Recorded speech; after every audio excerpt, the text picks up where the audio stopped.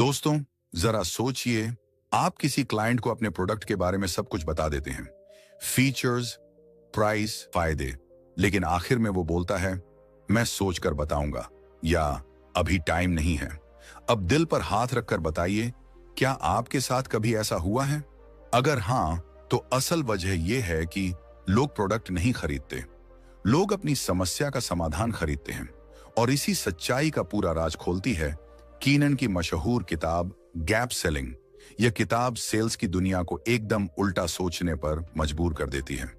आज मैं आपको बताने वाला हूं इसके 8 सबसे दमदार लेसन, जो आपके क्लाइंट से बातचीत करने का तरीका बदल देंगे। तो वीडियो को आखिर तक देखिएगा, क्योंकि यह सिर्फ एक किताब नहीं, यह आपकी सेल्स करियर का पूरा गेम बदल सकती है। लेसन 1, गैप सेलिंग क्या है? कल्पना कीजिए, एक शहर है आज का, जहां ट्रैफिक जाम है, गड्ढे हैं और टूटे पुल हैं।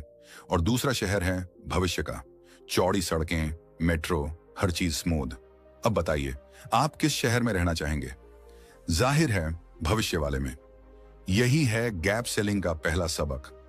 ग्राहक की करंट स्टेट मतलब आज की प्रॉब्लम्स, और फ्यूचर स्टेट मतलब बेहतर कल के बीच जो दूरी है, वही है गैप। आपका काम है इस गैप को इतना बड़ा और क्लियर कर देना कि ग्राहक खुद बोले, मुझे ये बदलाव चाहिए और अभी चाहिए।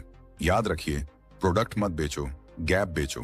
क्योंकि फीचर और प्राइस लोग भूल जाते हैं, लेकिन प्रॉब्लम और उसका समाधान हमेशा याद रहता है। Lesson 2, problem centric approach. एक छोटा सवाल, अगर आपको भूख लगी है और मैं आपके सामने 20 डिशेज के नाम गिनाना शुरू कर दूं, पनीर टिक्का, बिरयानी, पास्ता, तो क्या आप तुरंत खरीद लेंगे? शायद नहीं। लेकिन अगर मैं पूछूं, भाई भूख कितनी लगी है, कुछ खाया क्या, और फिर आपके मूड के हिसाब से खाना परोस दूं, तो आप तुरंत हां कह देंगे। यही फर्क है प्रोडक्ट सेंट्रिक और प्रॉब्लम सेंट्रिक सेलिंग में। पुराने जमाने की सेलिंग थी प्रोडक्ट सेंट्रिक। हमारी मशीन सबसे तेज है, हमारे टूल में 50 फीचर हैं, लेकिन ग्राहक सोचता, मेरी समस्या कहां सुलझ रही है?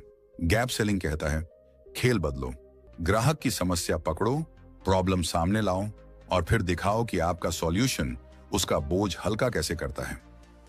लेसन 3, करंट स्टेट की गहराई से समझ। आप डॉक्टर के पास जाते हैं और डॉक्टर बिना पूछे दवाई पकड़ा देता है, लो खा लो, सब ठीक हो जाएगा। आप क्या सोचेंगे, मेरी तकलीफ सुने बिना दवा कैसे लिख दी?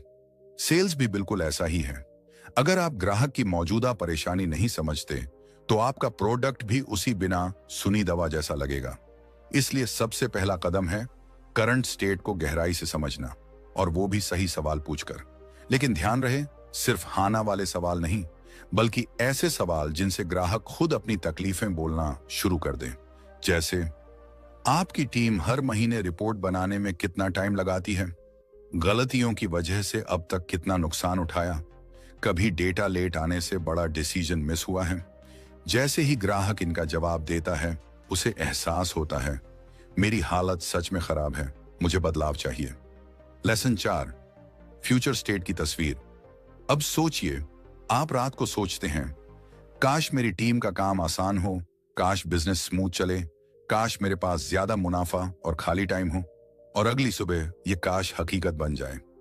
यही है फ्यूचर स्टेट की ताकत। आपका काम है ग्राहक को सिर्फ उसकी तकलीफ नहीं दिखाना, बल्कि उसका बेहतर भविष्य विजुअलाइज कराना। उदाहरण, अभी आपकी टीम 20 घंटे हफ्ते में सिर्फ डेटा एंट्री में खर्च करती है। लेकिन सोचिए, अगर यही प्रोसेस ऑटोमेटिक हो जाए और आपकी टीम सिर्फ 5 घंटे लगाए तो? जितना क्लियर और विजुअल आप फ्यूचर स्टेट दिखाएंगे, उतना ही ग्राहक का मन कहेगा, हां, मुझे यह बदलाव अभी चाहिए। लेसन 5, गैप की वैल्यू। आपके जूते में अगर एक छोटा सा कंकड़ फंसा है, तो आप शायद सह लेंगे, लेकिन वही कंकड़ बड़ा हो जाए तो आप तुरंत जूता उतार कर निकालेंगे। ग्राहक भी ऐसा ही है।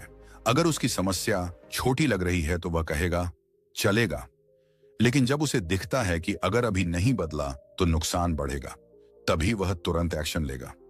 आपका असली काम है गैप को इतना बड़ा दिखाना कि ना कहना नामुमकिन हो जाए। लेसन 6, ऑब्जेक्शंस को हैंडल करना। अब मान लीजिए ग्राहक कहता है, यह महंगा है, टाइम नहीं है, पहले से इस्तेमाल कर रहे हैं। अब अगर आप बहस करने लग गए, नहीं नहीं महंगा नहीं है, तो क्लाइंट दूर हो जाएगा। गैप सेलिंग कहता है ऑब्जेक्शन का मतलब ना नहीं है, ऑब्जेक्शन का मतलब है मुझे अभी गैप क्लियर नहीं लग रहा, इसीलिए हर बार ग्राहक को गैप की तरफ वापस ले जाइए। अभी टाइम नहीं है, सही है, लेकिन जितनी देर करेंगे उतना नुकसान बढ़ेगा। महंगा लग रहा, सही है, लेकिन हर महीने जो 10 लाख का लॉस हो रहा है उसके मुकाबले ये छोटा है या बड़ा? बहस मत करो, बस गैप बड़ा दिखाओ। Lesson 7, relationship versus problem. अब मान लीजिए आप कार शोरूम में गए, सेल्समैन मुस्कुराकर बातें करता है, कॉफी ऑफर करता है, आपकी तारीफ करता है, लेकिन जब आप पूछते हैं ये कार मेरी जरूरत पूरी करेगी या नहीं, तो वह सिर्फ दोस्ती की बातें करने लगे। तब आपका रिएक्शन क्या होगा? इंसान अच्छा है, लेकिन मुझे दोस्त नहीं, कार चाहिए। यही है बड़ा सबक। ग्राहक कोई भी प्रोडक्ट दोस्ती से नहीं खरीदता, वो समाधान से खरीदता है। रिलेशनशिप दरवाजा खोलती है, लेकिन डील तब क्लोज होगी जब आप प्रॉब्लम पकड़कर उसका हल दिखाएंगे। Lesson 8, closing without pushing. अब सबसे बड़ा सबक, क्लोजिंग। क्लोजिंग का मतलब है क्लाइंट को बार बार कॉल करके या दबाव डालकर बेचना नहीं होता। क्लोजिंग का मतलब है इतना बड़ा और साफ गैप बना देना कि ग्राहक खुद कहे मुझे ये प्रोडक्ट अभी चाहिए। मान लीजिए आप बिजनेस कंसल्टिंग बेच रहे हैं, आप ग्राहक को दिखाते हैं अभी हर महीने आपका 10 लाख का पोटेंशियल लॉस हो रहा है, लेकिन अगर आप हमारी स्ट्रेटजी अपनाएं तो यही 10 लाख प्रॉफिट बन सकता है। अब बताइए, क्या यहां आपको प्लीज खरीदिए कहने की जरूरत है? नहीं, क्योंकि ग्राहक खुद महसूस करेगा नो चेंज मतलब लॉस और चेंज का मतलब ग्रोथ। दोस्तों, यही है गैप सेलिंग का असली मैजिक। सेल्स फीचर्स से नहीं होती, दोस्ती से नहीं होती। सेल्स तब होती है जब आप ग्राहक को प्रॉब्लम और उसका सॉल्यूशन दिखाकर और दोनों के बीच का गैप इतना क्लियर कर दो कि उसे लगे अब तो बदलाव करना ही पड़ेगा। याद रखिए, लोग प्रोडक्ट नहीं खरीदते, लोग अपनी प्रॉब्लम का सॉल्यूशन खरीदते हैं। अगर ये वीडियो आपको पसंद आया हो तो लाइक कीजिए, चैनल को सब्सक्राइब कीजिए और कमेंट में बताइए आपकी सेल्स जर्नी का सबसे बड़ा गैप कौन सा है जिसे आप भरना चाहते हैं। मैं मिलूंगा आपसे अगली किताब की समरी में। तब तक याद रखिए, sales is not about what you sell, it's about the problem you solve.